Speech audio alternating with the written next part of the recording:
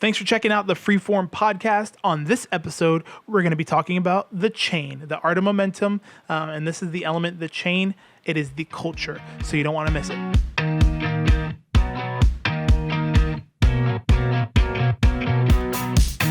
Hello, everyone, and thank you again for tuning into Freeform Podcast, where we are all about helping you dream bigger, dream better, and dream more often.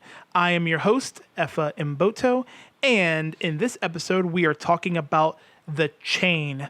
If you don't know what I'm talking about, you're going to want to go back and listen to some previous episodes, but we've been diving deeper into the art of momentum, which is a free ebook that I've written, and it is on my website for download if you want to get it, read it. It's a really quick, easy read. It's helping people gain, maintain, and constrain momentum in their lives. You could just go to efamboto.com and download that and read it. We'd really appreciate it, and we really hope that it helps you.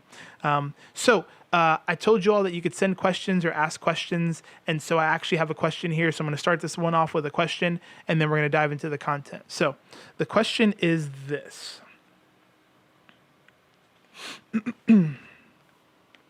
Someone asked, you talked about having the right people in the cart with you. When hiring, how can I know that I'm hiring the right people?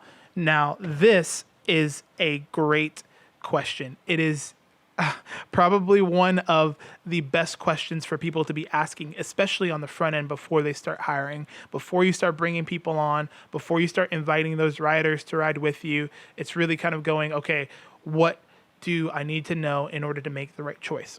Now, here's a very sobering thought. Hiring is guessing, right? You can do as much as you can to try and figure out if you have the right people and the best people, but the reality is you won't actually know until they get in and start doing the work.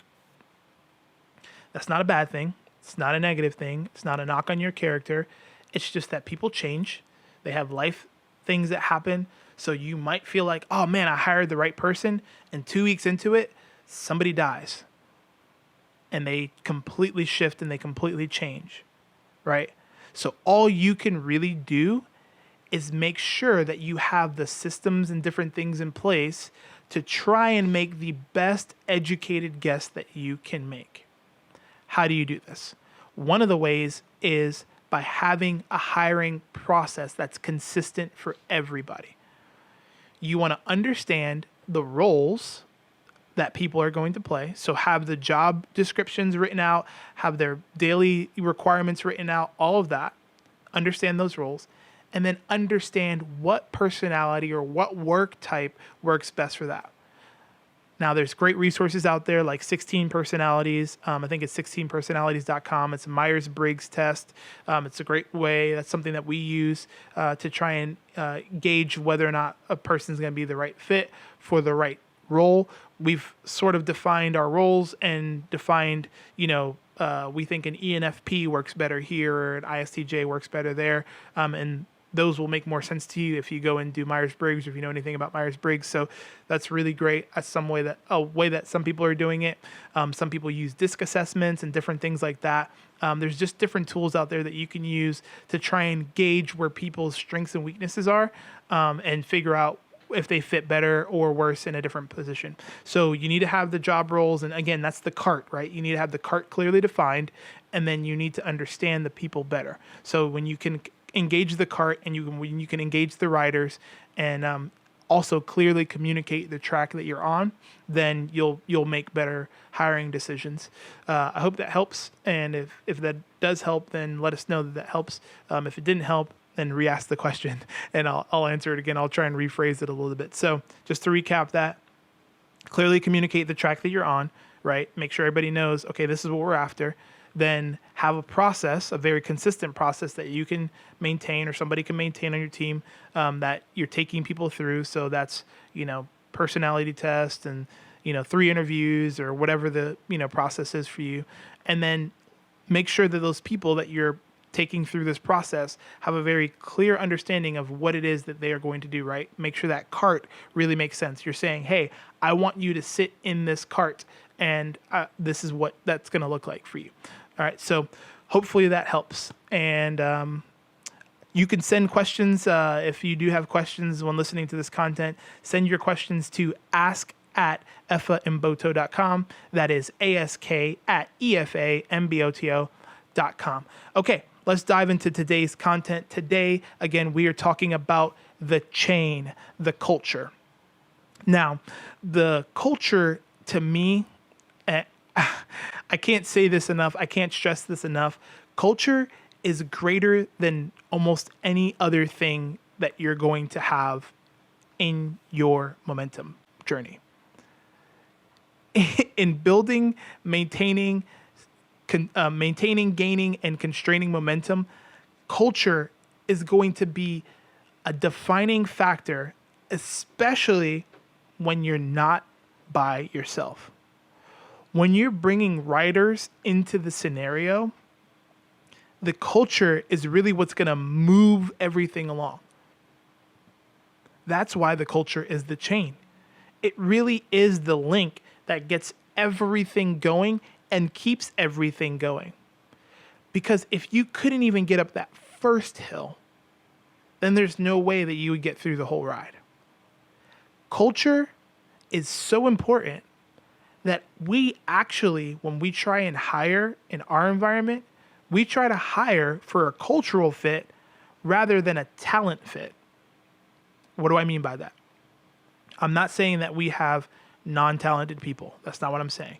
I'm not saying that we overlook people's talent or we don't think about talent. We do. But we feel like we will get the most talented people when we have the best cultural fit. If somebody is super talented, but they're not fun, then they're not going to fit in our environment. It's going to be a waste of time for them and for us. So we need to have that cultural fit and we need to have the talent piece together. Culture, again, I think is greater than talent. And what do I mean by culture? When I say culture, what does that mean? Some people think culture, are you talking about like race and background and history? Yes, all of that. But I'm talking about the culture that you're trying to build too, because you need to understand culture, like people's culture, people's history, and you need to define your culture, your future, your history, and your future, right? How do you do that? Well, let's take, for example, like you want to have an environment that's engaging and fun and lively or, colorful, whatever word you want to use. Well, how do you actually get that to be the culture? How do you get that to be the culture? How do you reinforce that thought or that idea other than just saying, hey guys, we're here to have fun. Let's make sure we're having fun. Well, fun to me and fun to somebody else look like two different things. I've got a lot of kids. Every single one of my kids likes to have fun. They just do it differently. My oldest daughter, she'll jump off anything and run around till she's blue in the face. Like, that's her idea of having fun.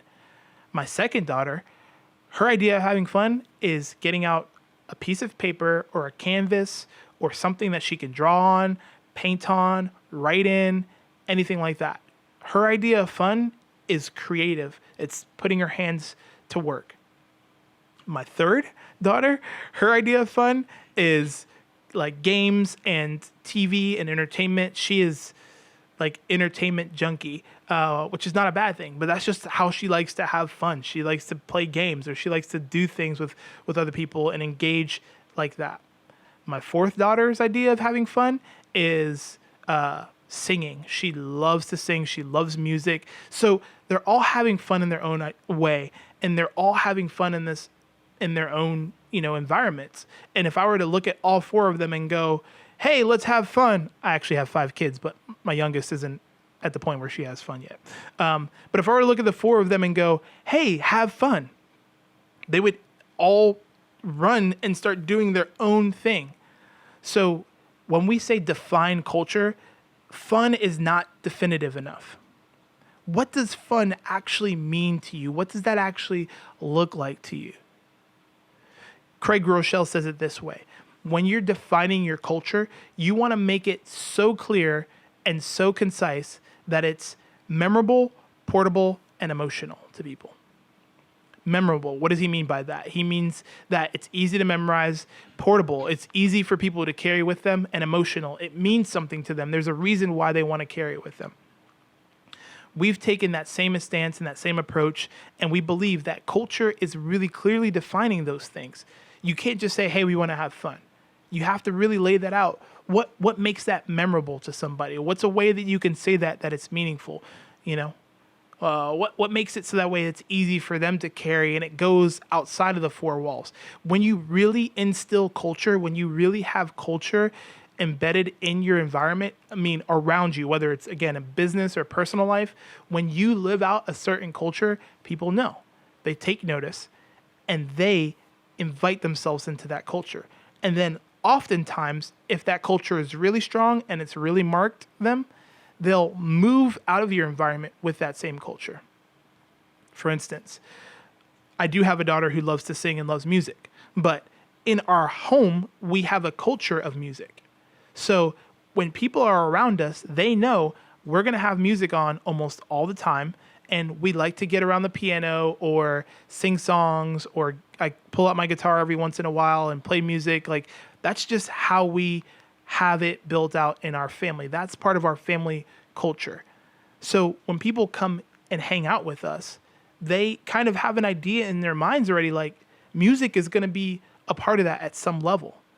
For some cultures, culturally, now if we're talking about culturally, I am African American. My culture, my history, my background, it's really ingrained a lot in music. So it's really more deep for me that music is a part of our family culture because it's also a part of my historical culture. So when you start to understand that as a leader, as the person who's asking riders to ride with them, when you start to really understand how to put the chain together, you start to then think, man, if I can tap into historical culture, bring that into my current culture, then it's just going to be, amazing for everybody. Everybody's going to enjoy that ride. If I go to an environment and they go, hey, music is a really big part of our culture, and they tell me why, they make it memorable for me, they make it portable for me, something that I could say or that I could carry, and then they give me that emotion behind it, then man, it's going to be like, oh, I'm locked in. I'm in. If that's me going into that environment, I'm in. Doesn't matter what else is going on. Culture helps people not only align themselves with the vision and the future that you see, but it also helps them stay longer and enjoy and be more fulfilled. Culture breeds productivity. Culture breeds enjoyment and engagement. Culture breeds all this stuff. Think about it like this.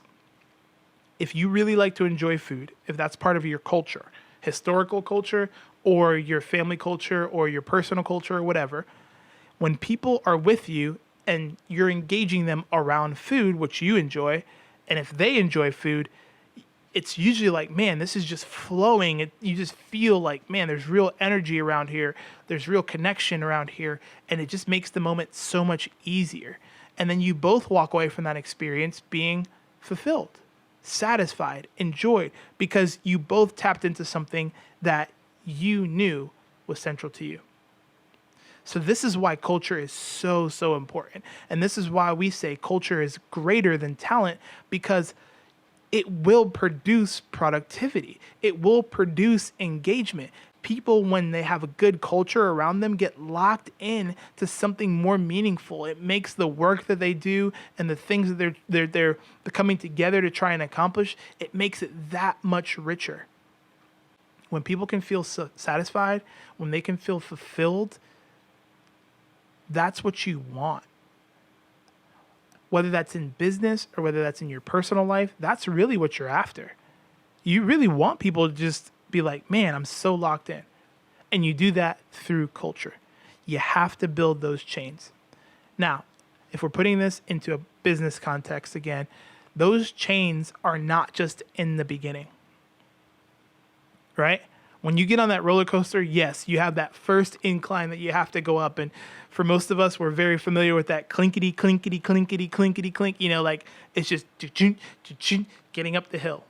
And then it's going to go whoosh.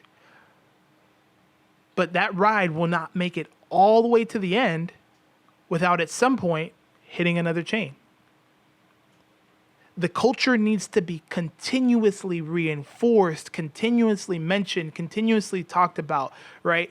So there's other things that you can do to reinforce the culture. If you want to have a bold, vibrant, culture, then maybe you have bold, vibrant colors in the places that you operate. Maybe you've got, really bright neons and greens and purples or whatever, like whatever you could use to reinforce that culture, you want to use.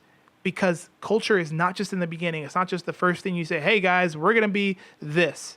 And then you just go 20 years down the road and you expect all those people to just remember, oh yeah, that's what we were supposed to be. And that chain that we went up, that culture that we first engaged is going to carry us for the long haul. It's not going to do that.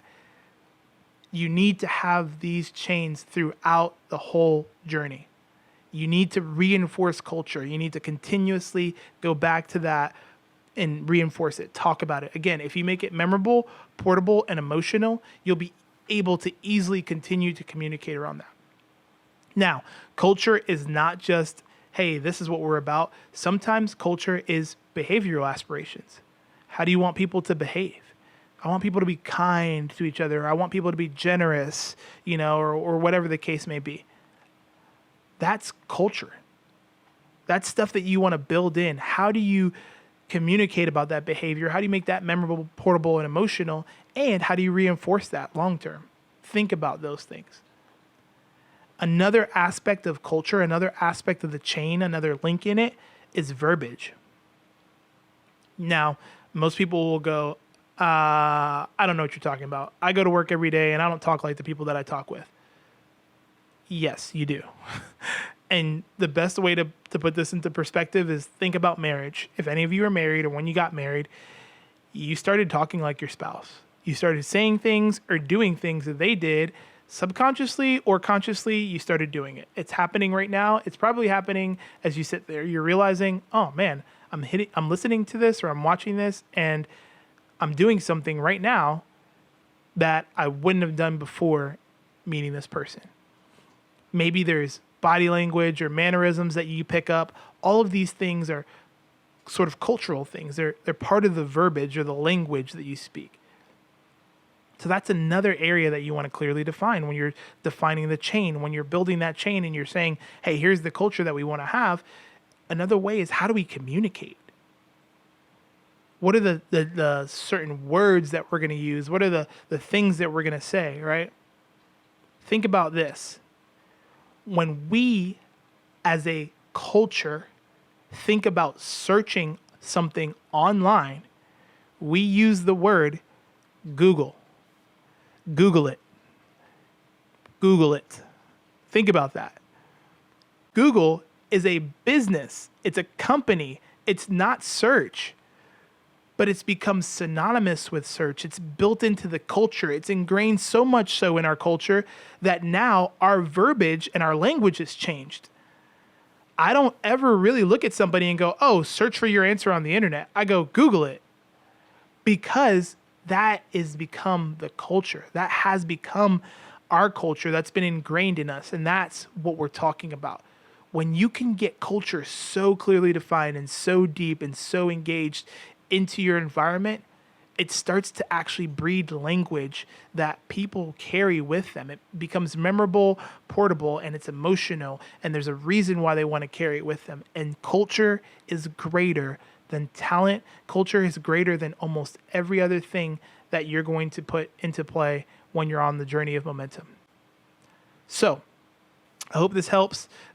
build culture, put the chains in place. You really want to think about these things on the front end, because when you start bringing riders onto the ride and you start putting them in the carts, the next thing you need is the culture to take you where you need to go. So think about it. Again, take time to clearly define your vision, your values, your mission, things like that. Think about your behavior that you want, and then think about the other cultural things that you want, whether that's verbiage, different things you want people to say, different ways that you want people to move or to behave. So just think about all of that and then communicate it. Communicate it, communicate it, communicate it. And then when you're done communicating it, re-communicate it and re-communicate it and re-communicate it. Remember this, the track doesn't have one chain. It doesn't just start with that one chain and go all the way on that.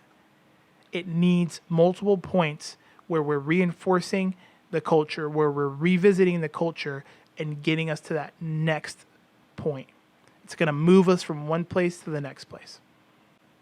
So I hope this helps. I hope you learned a little bit about the chain and why it's important. And if you have any questions, again, send your questions into ask@effaimbodo.com. We'd love to hear from you.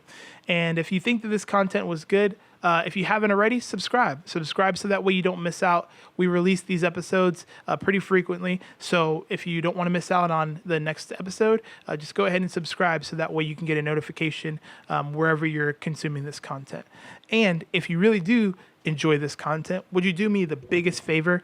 Would you share it with somebody? Share it with somebody who you think would also find value in this, or you could just post about it on your social media and you could share it that way.